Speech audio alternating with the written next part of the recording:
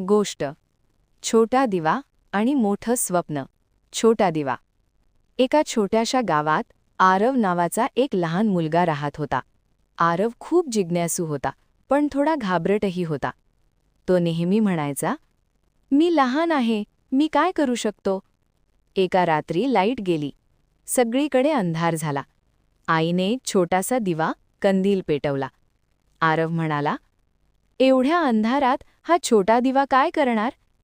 आई हसून म्हणाली, हा छोटा दिवा पूर्ण खोली उजळवतो ना? आरव विचारात पडला. जंगलातील प्रवास. दुसऱ्या दिवशी आरव आपल्या आजोबांसोबत जंगलात गेला. तिथे एक अरुंद वाट होती. आरव घाबरला. आजोबा, ही वाट खूप अंधाराची आहे. आजोबा म्हणाले, बघ, तुझ्याकडे छोटा दिवा आहे ना?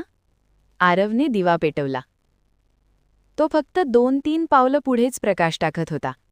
आरव म्हणाला, इतकाच प्रकाश? आजोबा हसले. इतकं पुरेसं आहे.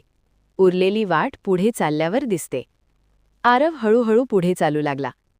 पडणं आणि उठणं. चालताना आरव घसरून पडला. त्याच्या डोळ्यात पाणी आलं. तो म्हणाला, मला जमणार नाही. आजोबा म्हणाले, पडणं वाईट नाही, न उठणं वाईट आहे. आरव उठला, कपडे झटकले आणि पुन्हा चालायला लागला. यावेळी तो थोडा जास्त धाडसी वाटत होता. जंगलातून बाहेर आल्यावर सुंदर टेकडी दिसली.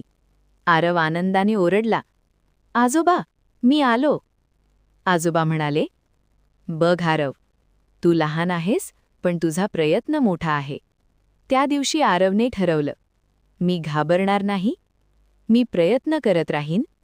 मी लहान असलो तरी माझी स्वप्न मोठी असू शकतात. शिकवण. आरव मोठा झाला, पण त्याला तो छोटा दिवा नेहमी आठवायचा.